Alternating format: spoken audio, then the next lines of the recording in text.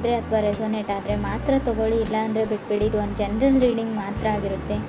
ಕಾರ್ಡ್ಸ್ನ shuffle ಮಾಡಿದಾಗ ನನಗೆ first card 5 of wands ಬಂದಿದೆ.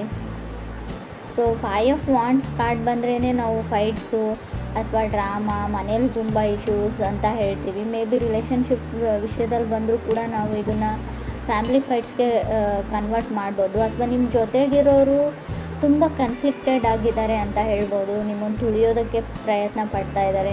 ಮೇ ಬಿ ನಿಮ್ಮ ಪಾರ್ಟ್ನರ್ ಕೂಡ ಅದಾಗಿರ್ಬೋದು.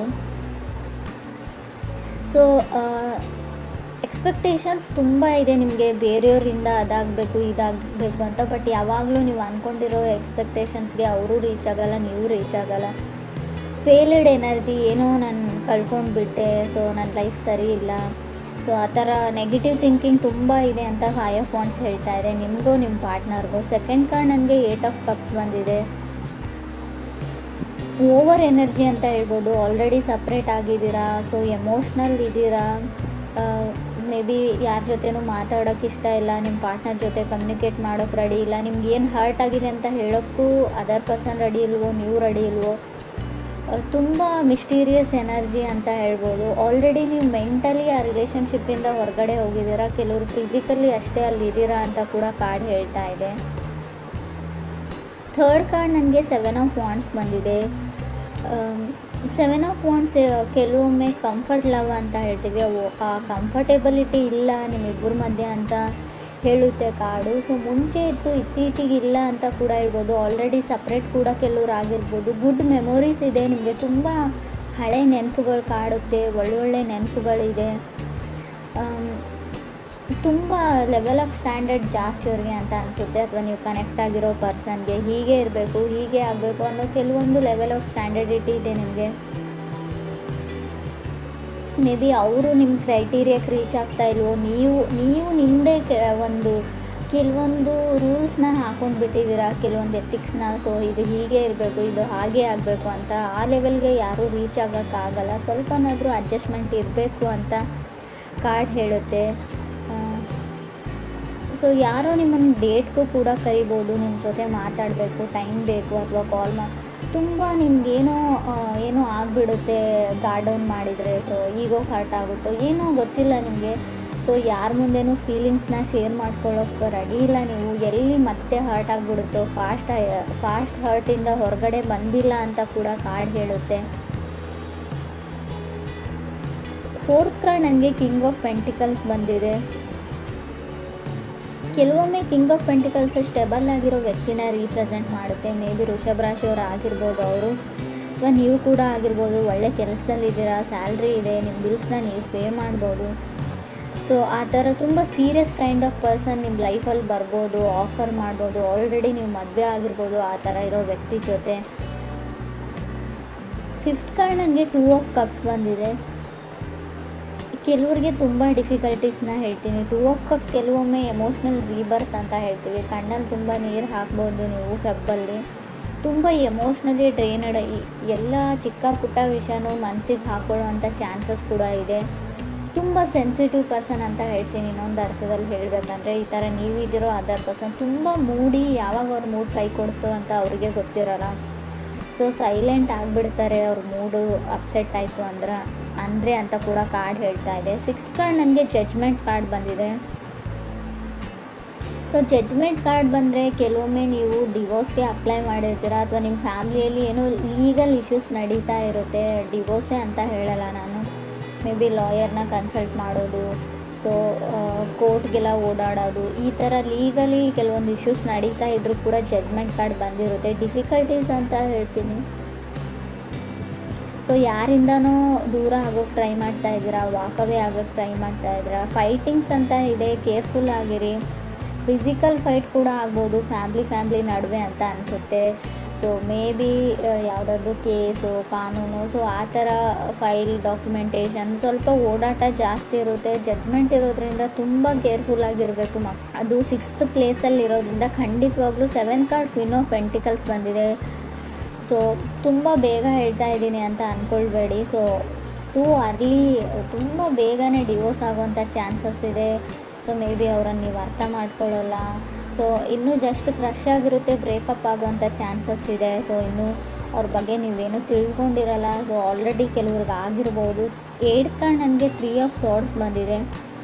ಸೊ ಬ್ರೋಕನ್ ಹಾರ್ಟ್ ಅಂತ ಹೇಳುತ್ತೆ ಕಾರ್ಡು. 8th ಪ್ಲೇಸಲ್ಲಿ 3 ಆಫ್ ಸಾರ್ಡ್ಸ್ ಇರೋದ್ರಿಂದ ಸೊ ರಿಯಲೈಸ್ ಆಗುತ್ತೆ ನಿಮಗೆ ಎಷ್ಟು ಡೀಪರ್ ಲೆವೆಲ್ ಆಫ್ ಫೀಲಿಂಗ್ಸ್ ಇತ್ತು ನಿಮಗೆ ಅಂತ.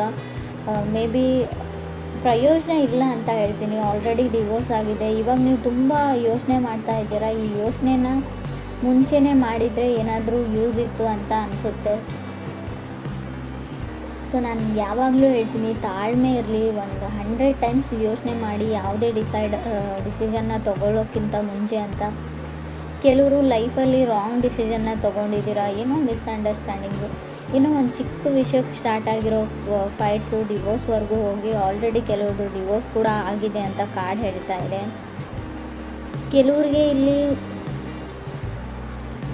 ಹೇಗೆ ಹೇಳಿ ನಾನು ಅಂತ ಅರ್ಥ ಆಗ್ತಾಯಿಲ್ಲ. 3 ಆಫ್ ಸಾರ್ಡ್ಸ್ ಇದ್ದರೆ ಸ್ವಲ್ಪ ಯೋಚನೆ ಮಾಡಿ. ನೀವು ರಿಲೇಷನ್ಶಿಪ್ಪಲ್ಲಿದ್ದರೂ ಕೂಡ ಅಷ್ಟೇ, ಸೊ ಮ್ಯಾರಿಡ್ ಆಗಿದ್ದರೂ ಕೂಡ ಅಷ್ಟೇ, ಯಾರಾದರೂ ಥರ್ಡ್ ಪಾರ್ಟಿ ಕೂಡ ನಿಮ್ಮ ಮಧ್ಯೆ ಮಿಸ್ಅಂಡರ್ಸ್ಟ್ಯಾಂಡಿಂಗ್ನ ಕ್ರಿಯೇಟ್ ಮಾಡಿರ್ಬೋದು. ನಿಮ್ಮ ಫ್ಯಾಮಿಲಿ ಮೆಂಬರ್ಸ್ ಆಗಿರ್ಬೋದು, ನೀವು ಕೆಲಸ ಮಾಡೋ ಜಾಗದಲ್ಲಾಗಿರ್ಬೋದು.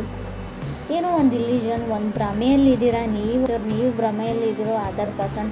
ಮೇ ಬಿ ಈ ಭ್ರಮೆ ನಿಮ್ಮ ಹೆಲ್ತ್ ವಿಚಾರದಲ್ಲೂ ಆಗಿರುತ್ತೆ. ನನಗೇನೋ ಆಗಿದೆ, ಸೊ ನನಗೆ ಅದಾಗಿದೆ, ಇದಾಗಿದೆ, ನನಗೆ ಹೊರಗೋಗೋಕ್ಕಾಗಲ್ಲ, ನನ್ನ ಕಾಲಲ್ಲಿ ನೋವು, ಕೈಯಲ್ಲಿ ನೋವು, ಶೋಲ್ಡರಲ್ಲಿ ನೋವು, ನೆಕ್ಕಲ್ಲಿ ನೋವು, ನನಗೇನೋ ಆಗೋಗ್ಬಿಟ್ಟಿದೆ ಅನ್ನೋ ಇಲ್ಯೂಷನ್ಸ್, ತುಂಬ ಭ್ರಮೆ ನಿಮಗೆ. ಸೊ ಆ ಥರ ಇದ್ದರೆ ಡಾಕ್ಟ್ರನ್ನ ಕನ್ಸಲ್ಟ್. ಆಲ್ರೆಡಿ ರಿಪೋರ್ಟಲ್ಲಿ ಕೂಡ ಏನೂ ಬಂದಿರಲ್ಲ ನನಗೆ ಗೊತ್ತು. ಆದರೂ ಕೂಡ ಸೊ ನಿಮಗೇನೋ ಅದೊಂದು ಭಯ ಇದೆಯೋ ಏನಿದೆಯೋ, ಮೆಂಟಲಿ ನೀವು ಸ್ಟಿಕ್ ಆಗಿದ್ದೀರಾ ನನಗೇನೋ ಆಗಿದೆ ಅಂತ. ಅದರಿಂದ ಹೊರಗಡೆ ಬರೋ ತುಂಬ ಕಷ್ಟ. ಸೊ ಮೆಡಿಟೇಷನ್ನ ಮಾಡಿ ಅದರಿಂದ ಹೊರಗಡೆ ಬರೋಕ್ಕೆ ಟ್ರೈ ಮಾಡಿ. 3 ಆಫ್ ಸಾರ್ಡ್ಸ್ ಡೇಂಜರಸ್ ಕಾರ್ಡ್ ಅಂತ ನಾನು ಹೇಳೋದಿಲ್ಲ. ಬಟ್ ನಿಮ್ಮ ಒಬ್ಬರ ಮೇಲೆ ಒಬ್ರಿಗೆ ನಂಬಿಕೆ ಇದ್ದರೆ ಖಂಡಿತವಾಗ್ಲೂ ರಿಲೇಷನ್ಶಿಪ್ ಹಾಳಾಗಲ್ಲ. ಬಟ್ ತುಂಬ ಜನ ಇರ್ತಾರೆ ನಿಮ್ಮ ಸುತ್ತಮುತ್ತಲು ನಿಮ್ಮನ್ನು ತುಳಿಯೋಕ್ಕೆ ಟ್ರೈ ಮಾಡ್ತಾ ಇರೋರು ಅಂತ. ಫಸ್ಟ್ ಕಾರ್ಡೇ ಹೇಳಿದೆ ಸ್ಟ್ರಾಂಗ್ ಆಗಿ 5 ಆಫ್ ವಾಂಡ್ಸ್ ಇದೆ. ಯಾರನ್ನಾದರೂ ನಂಬೋಕ್ಕಿಂತ ಮುಂಚೆ ತುಂಬ ಕೇರ್ಫುಲ್ ಆಗಿರಿ. ಅವ್ರು ನಿಮ್ಮ ಮನೆಯವರೇ ಇರಲಿ, ರಿಲೇಟಿವ್ಸ್ ಇರಲಿ, ಸಿಬ್ಲಿಂಗ್ಸ್ ಇರಲಿ. ಸೊ ಟೈಮ್ ಎಲ್ಲರೂ ಚೇಂಜ್ ಮಾಡೋದ್ರಿಂದ ಯಾವುದಕ್ಕೂ ನೀವು ಕೇರ್ಫುಲ್ ಆಗಿರಿ. 9th ಕಾರ್ಡ್ ನನಗೆ ಸ್ಟಾರ್ ಕಾರ್ಡ್ ಬಂದಿದೆ. ಹೋಪ್ ಇದೆ. ಸೊ ತುಂಬ ಕ್ವಶನ್ಸ್ ಇದೆ. ಮೇ ಬಿ ನಿಮ್ಮ ತಾಯಿಗೆ ನೀವು ಕ್ವಶನ್ಸ್ ಮಾಡ್ತಿರೋ ತುಂಬ ಕ್ವಶನ್ಸ್ ಅಂತ ನನಗೆ ಕಾಣಿಸ್ತಾ ಇದೆ. ಹೋಪ್ ಇದೆ, ಕ್ರೇಜಿ ಇದೆ. ಸೊ ಡೋಂಟ್ ಗಿವ್ ಅಪ್ ಅಂತ ಕೂಡ ಕಾರ್ಡ್ ಹೇಳುತ್ತೆ. ಸಮಥಿಂಗ್ ತುಂಬ ಓಲ್ಡ್ ಲವ್ ಸ್ಟೋರಿ ಥರ ಇದೆ. ಇವಾಗಿನ ಜನ್ರೇಷನ್ ಲವ್ ಸ್ಟೋರಿನೂ ಅಲ್ಲ ಇದು. 10th ಕಾರ್ಡ್ ನನಗೆ 7 ಆಫ್ ಸಾರ್ಡ್ಸ್ ಬಂದಿದೆ. ಇಲ್ಲೂ ಕೂಡ ಅಷ್ಟೇ ಈಗೋ ಇದೆ ನಿಮಗೆ ಈಗೋ ಸ್ಟ್ರೈಕ್ಸ್ ಆಗ್ತಾ ಇದೆಯೋ ಅದರ್ ಪರ್ಸನ್ಗೂ.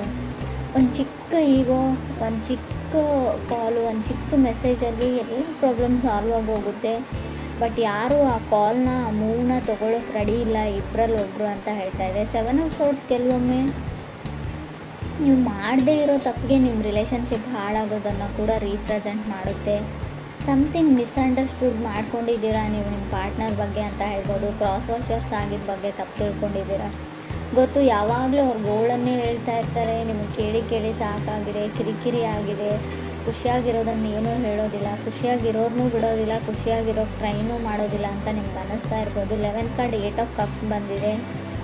ಸೊ ಲವ್ ಇದೆ ಇಬ್ಬರ ಮಧ್ಯೆ. ಬಟ್ ಏನೋ ಹರ್ಟ್ ಇದೆ, ಫಾಸ್ಟ್ ಹರ್ಟು, ಓವರ್ ಥಿಂಕಿಂಗು, ಪದೇ ಹಿಂದೆ ನಡೆದದ್ದನ್ನು ಜ್ಞಾಪಕ ಮಾಡಿಕೊಡ್ತಾ ಇದ್ದಾರೆ.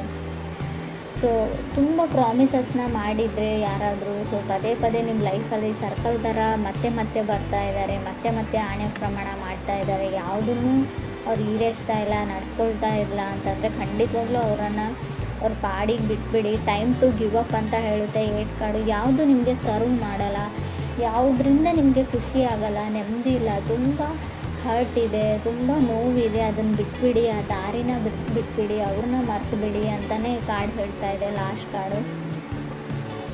ಸೆಲ್ಫ್ ಕೇರ್ ಇರಲಿ, ನಿಮ್ಮ ಬಗ್ಗೆ ನೀವು ಯೋಚನೆ ಮಾಡಿ. ತುಂಬ ಯಾರಿಗೋಸ್ಕರನೋ, ಈ ಸೊಸೈಟಿಗೋಸ್ಕರನೋ, ಯಾರು ಖುಷಿಯಾಗಿರ್ತಾರೆ, ನಮ್ಮ ಪೇರೆಂಟ್ಸ್ ಖುಷಿಯಾಗಿರ್ತಾರೆ, ಅದನ್ನೆಲ್ಲ ಬಿಟ್ಬಿಡಿ. ನಿಮಗೋಸ್ಕರ ನೀವು ಬದುಕಿ ಅಂತ ಲಾಸ್ಟ್ ಕಾರ್ಡ್ ಹೇಳ್ತಾ ಇದೆ.